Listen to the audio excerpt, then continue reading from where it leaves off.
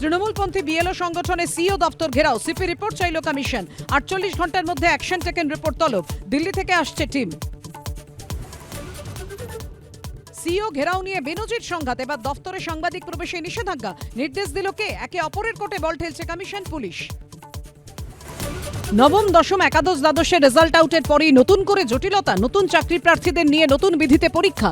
Supreme কোর্টে প্রশ্নের মুখে এসএসসি।